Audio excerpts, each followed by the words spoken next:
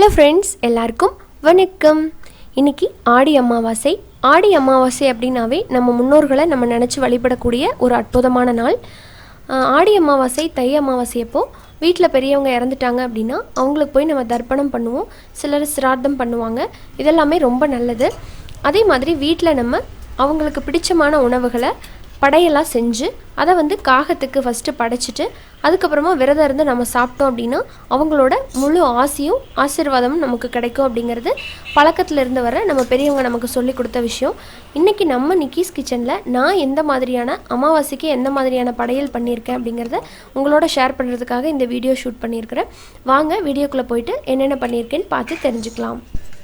நான் first preparation ஒர்க்கெல்லாம் என்னென்ன பண்ணேன் அப்படின்னு உங்ககிட்ட சொல்லிடுறேன்.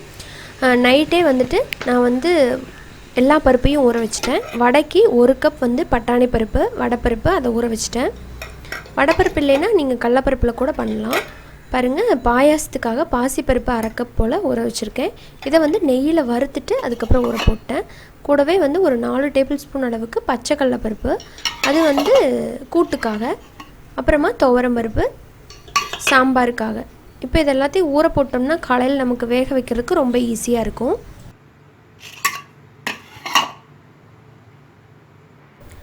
இப்போ நம்ம தேவையான காய்கறி எல்லாத்தையுமே கட் பண்ணிக்க போகிறோம்.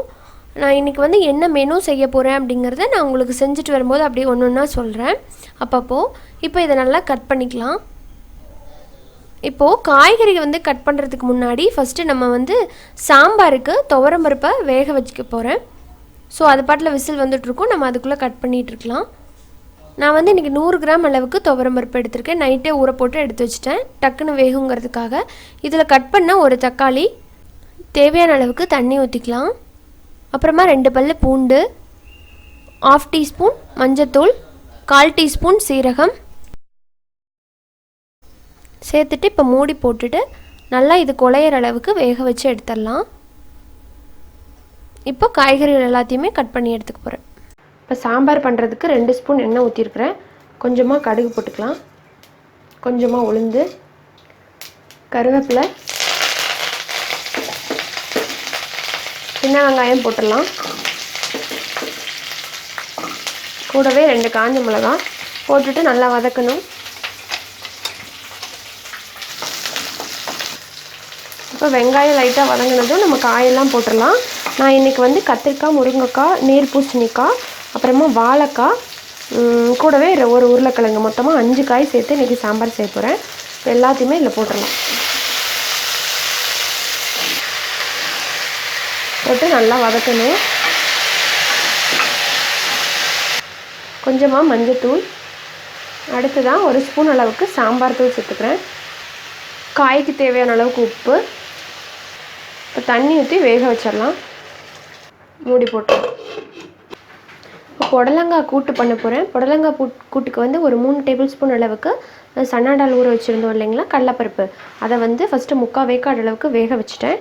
இப்போ அது வெந்ததுக்கப்புறமா நம்ம கட் பண்ணி வச்சுருக்கிற ஒரு புடலங்காவை உள்ளே சேர்த்துக்கலாம். முதவே சேர்த்துட்டோம்னா புடலங்காய் ரொம்ப குழஞ்ச மாதிரி ஆகிடும். ஸோ 3/4 வேக்காடு பருப்பு வெந்ததுக்கப்புறமா இதை சேர்த்துக்கலாம். இப்போ இதுக்கு தேவையான அளவுக்கு உப்பு, கொஞ்சமாக மஞ்சத்தூள். நம்ம இதில் மிளகாத்தூள் சேர்க்க மாட்டோம், பச்சை மிளகா சேர்த்து கூட்டு அரைச்சி சேர்த்து பண்ணுறதுனால. ஸோ உங்களுக்கு தேவைப்பட்டால் சேர்த்துக்கோங்க. இப்போது கூட்டுக்கு நம்ம அரைக்கணும், தேங்காய் பேஸ்ட் அரைக்கணும். அதுக்கு ஒரு 3 டேபிள் ஸ்பூன் அளவுக்கு தேங்காய், துருவின தேங்காவை சேர்த்துக்கலாம். சில்லாக இருந்ததுன்னா கூட நீங்கள் அப்படியே கூட சேர்த்துக்கோங்க. கூட 2 பச்சை மிளகா, காரத்தை பொறுத்து போட்டுக்கலாம். 1 டீஸ்பூன் சீரகம், 3 பல்லு பூண்டு, 4-5 போல் சின்ன வெங்காயம், கொஞ்சமாக தண்ணி சேர்த்து நல்லா நைஸ் பேஸ்ட்டாக அரைச்சி எடுத்துக்கலாம். அடுத்த ரசத்துக்கு ரசப்பொடி இடிச்சுக்கலாம். அதுக்கு 1 டீஸ்பூன் சீரகம், 1 டீஸ்பூன் மிளகு, 4 பல்லு பூண்டு, இதில் ஒரு பச்சை மிளகா போட்டு நல்லா கொரப்பாக இடிச்சுக்கலாம். இப்போ ரசத்துக்கு ஒரு சின்ன லெமன் சைஸ் புளி எடுத்து நல்லா ஊற வச்சு புளி தண்ணி எடுத்திருக்கேன். அதோடவே நம்ம கொஞ்சமாக தேவையான அளவுக்கு தண்ணி ஊற்றிருக்கேன். இன்னும் சேர்க்கணும். கூட ஒரு தக்காளியை நல்லா இந்த மாதிரி பிழிஞ்சு விட்டுடலாம். இப்போ இதில் நம்ம இடித்து வச்ச ரசப்பொடியை உள்ளே சேர்த்துக்கிறேன். 1/4 டீஸ்பூன் மஞ்சத்தூள், பெருங்காயத்தூள் ஒரு சிட்டிகை அளவுக்கு போட்டுக்கலாம். தேவையான அளவுக்கு தண்ணி, தேவையான அளவுக்கு உப்பு போட்டு நல்லா கலந்து விட்டுடலாம். இப்போ கடலைப்பருப்பு பொடலங்காய் எல்லாமே நல்லா வெந்துருச்சு. இப்போ இதில் நம்ம அரைச்சி வச்சுருந்தோம் இல்லைங்களா, தேங்காய் பூண்டு சீரகம் அதெல்லாம் சேர்த்து அதை வந்து உள்ளே போட்டுடலாம்.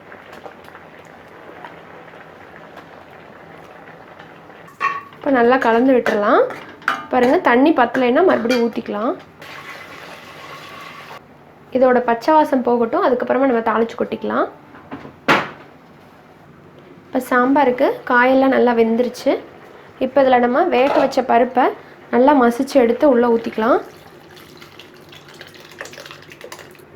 இல்லை காய்க்கு மட்டும் உப்பு சேர்த்தோம், இப்போ சாம்பாருக்கு ஃபுல்லாக சேர்த்து உப்பு சேர்த்துக்கலாம். சேர்த்துட்டு நல்லா இது ஒரு கொதி வரட்டும். சாம்பார் நல்லா கொதிச்சுட்ருக்குது. இப்போ ஒரு கொஞ்சமாக புளித்தண்ணி, இப்போ கடைசியாக மல்லி இலை தூவி இறக்கிட்டோன்னா நம்மளோட சாம்பார் ரெடி.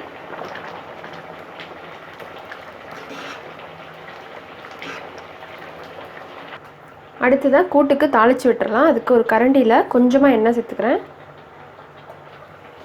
ஒரு ஸ்பூன் கடுகு, கொஞ்சமாக உளுந்து, அடுத்ததாக கருவேப்பிலை போட்டுறேன், காஞ்ச மிளகா, இது கூட கொஞ்சமாக நம்ம வந்து பெருங்காயத்தூள் சேர்த்துக்கலாம். ஒரு பிஞ்ச் மட்டும் சேர்த்தா போதும், அவ்வளோதான். இப்போ இதை நம்ம கூட்டில் கொட்டிடலாம். இப்போ தாளிப்பை உள்ளே சேர்த்துட்றேன்.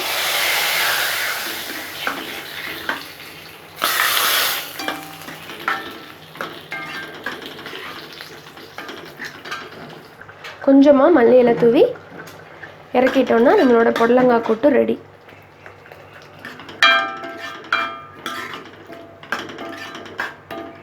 ரசத்தை தாளிச்சிடலாம்.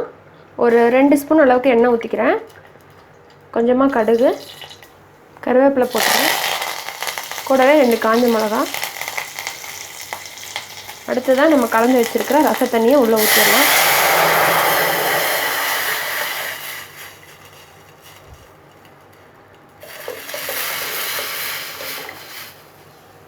அடுத்த மல்லி இலையை மேலே தூவிடுறேன். இப்போ இது லைட்டாக நுரைச்சி வரட்டும். இப்போ ரசம் நல்லா நுரைச்சிருச்சு. இப்போ நம்ம ஆஃப் பண்ணிடலாம். ஆஃப் பண்ணிவிட்டு மூடி வச்சிடலாம். பூசணிக்காய் பொரியல் செய்ய போகிறேன். அதுக்கு ஒரு பேனில் 2 ஸ்பூன் எண்ணெய் சூடானது, 1 ஸ்பூன் கடுகு, 1 ஸ்பூன் கடலைப்பருப்பு, கொஞ்சமாக உளுந்து, கருவேப்பிலை போட்டுடலாம். கட் பண்ணி வச்சுருக்கிற சின்ன வெங்காயம், கூடவே 2 காஞ்ச மிளகாய் எல்லாத்தையும் போட்டு நல்லா வதக்கணும். வெங்காயம் லைட்டாக வதங்கினதும் கட் பண்ணி வச்சுருக்கிற பூசணிக்காவை உள்ளே போட்டுடலாம். லைட்டாக வதக்கினதும் கொஞ்சமாக மஞ்சத்தூள், காரத்துக்கு தகுந்த மாதிரி மிளகாய்த்தூள் போட்டுக்கலாம். தண்ணி வந்து கொஞ்சமாக சேர்த்தா போதும், சீக்கிரமாக பூசணிக்காய் வெந்துடும். சும்மா ஒரு 1/2 டம்ளர் அளவுக்கு தண்ணி, தேவையான அளவுக்கு உப்பு. இப்போ மூடி போட்டுடலாம். இப்போ பூசணிக்காய் வந்து நல்லா வெந்துருச்சு. இதில் தேங்காய் துருவல் சேர்த்துடலாம். சேர்த்து கலந்து விட்டு இறக்கிடலாம்.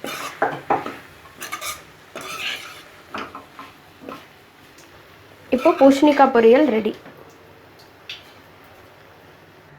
பாசிப்பருப்பு பாயாசம் பண்ண போகிறேன். அதுக்கு நம்ம ஃபஸ்ட்டு வந்து முந்திரி திராட்சையை நெய்யில் வறுத்துக்கலாம். 2 ஸ்பூன் அளவுக்கு நெய் ஊற்றிக்கிறேன். நெய் சூடானதும் முந்திரி திராட்சை, இப்போ முந்திரி திராட்சை வறுபட்டுருச்சு. இதை வெளியே எடுத்துடலாம். இப்போ வெல்லத்தை கரைச்சிக்கலாம். அதுக்கு அதே பேனில் 1 கப் வெல்லம் சேர்க்குறேன். 1/2 கப் பாசிப்பருப்புக்கு 1 கப் வெல்லம் சரியாக இருக்கும். இப்போ இது கொஞ்சமாக தண்ணி சேர்த்து நம்ம கரைச்சிடலாம். கரைச்சா போதும், பாகு காய்ச்ச தேவையில்லை.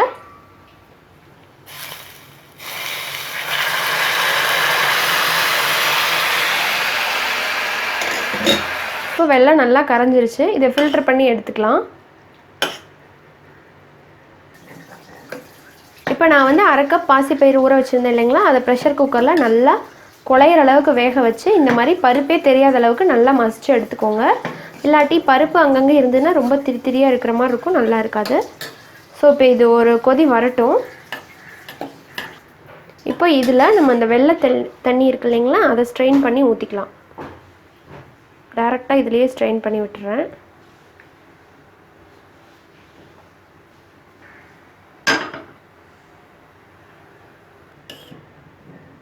இப்போ இதோட நம்ம வறுத்து வச்சுருக்கிற முந்திரி திராட்சை, அடுத்ததாக இதில் ஏலக்காய் தூள், ஒரு 4 ஏலக்காவை நல்லா வறுத்துட்டு நல்லா பொடி பண்ணியிருக்கேன். பாருங்கள், இந்த ஸ்டேஜில் நல்லா கெட்டியான தேங்காய் பால் வந்து ஒரு 1.5 கப் அளவுக்கு சேர்த்துக்கிறேன். ஸோ தேங்காய் பால் இல்லைன்னா கூட அதோடு எடுத்துக்கலாம், ஆனால் வந்து பசும்பால் சேர்க்கக்கூடாது, டேஸ்ட் நல்லா இருக்காது. ஸோ இது சேர்த்துட்டு ஒரு 2 கொதி மட்டும் வரட்டும். இப்போது ஒரு 2 கொதி வந்துடுச்சு. நம்மளோட பாசிப்பருப்பு பாயாசம் ரெடி.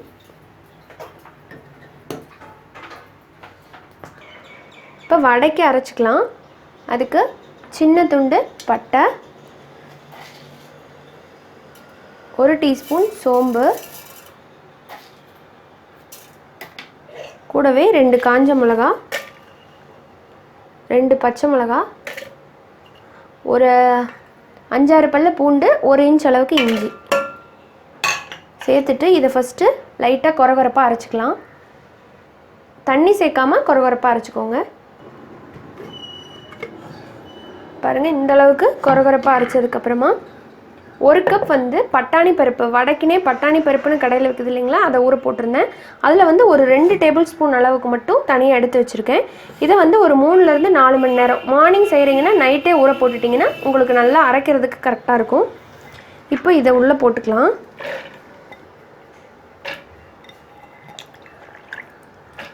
தண்ணியெல்லாம் ஊற்றவே வேண்டாம். இந்த தண்ணியை கூட அப்படியே ஸ்ட்ரெயின் பண்ணிவிட்டு பருப்பு மட்டும் எடுத்து உள்ளே போடுங்க. ஏன்னா நம்ம வெங்காயம் சேர்த்து பிசையும் போது வெங்காயத்தில் இருக்கிற தண்ணியே நமக்கு வடைக்கு வந்து சரியாக இருக்கும். இப்போ தண்ணி ஊற்றிட்டோம்னா ரொம்ப தண்ணி ஆகிடும்.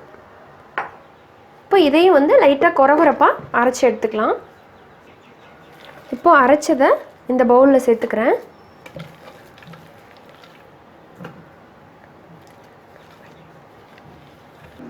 சேர்த்துட்டு இதோடவே வந்து எடுத்து வச்சுருக்கிற அந்த 2 டேபிள் ஸ்பூன் பருப்பையும் உள்ளே போட்டுடலாம். இப்போ இதில் கட் பண்ணி வச்சுருக்கிற வெங்காயம் சேர்த்துக்கலாம். கூடவே வந்து பொடிசாக கட் பண்ண மல்லி இலை, கருவேப்பிலை,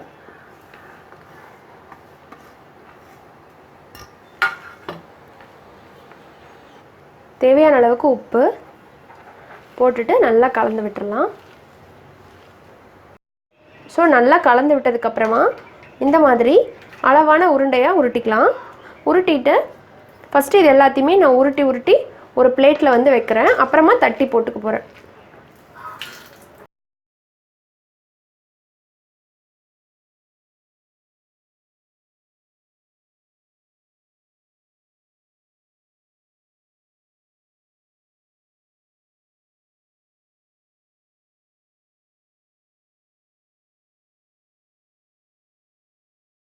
இப்போ எல்லா வடையிலையும் நம்ம உருட்டி வச்சிட்டோம். இப்போ இதில் ஒரு பீஸ் எடுத்து இந்த மாதிரி லைட்டாக தட்டிக்கலாம்.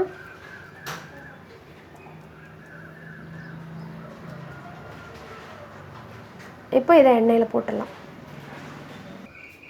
எண்ணெய் சூடாயிடுச்சு. இப்போ வடையை உள்ளே போட்டுடலாம். ஒரு சைடு நல்லா வேகட்டும். இப்போ திருப்பி போட்டுக்கலாம்.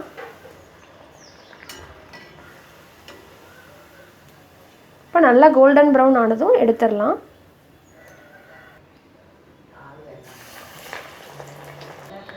ஸோ எல்லாமே பண்ணி முடிச்சாச்சு. ஃபைனலாக நான் என்னென்ன பண்ணியிருக்கேன் அப்படின்ட்டு உங்கள்கிட்ட காமிக்கிறேன். ஃபஸ்ட்டு பார்த்தீங்கன்னா சாம்பார், 5 காய் போட்டு சாம்பார் வச்சுருக்கேன். அடுத்ததாக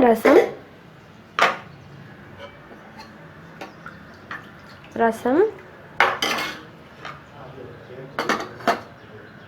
அப்புறமா பூசணிக்காய் பொரியல், புடலங்காய் கூட்டு, பாசிப்பருப்பு பாயாசம்,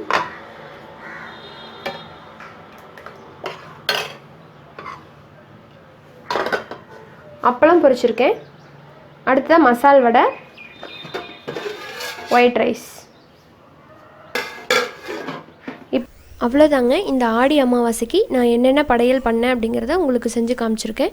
ஸோ உங்களுக்கு கண்டிப்பாக இது உபயோகமாக இருந்திருக்கும்னு நம்புகிறேன். நாங்கள் ஃபஸ்ட்டு இது எல்லாத்தையுமே காக்காவுக்கு வச்சதுக்கப்புறமா தான் சாப்பிடுவோம். அன்றைக்கி மதியம் விரதம் இருந்துட்டு மதியமாக தான் சாப்பிடுவோம்.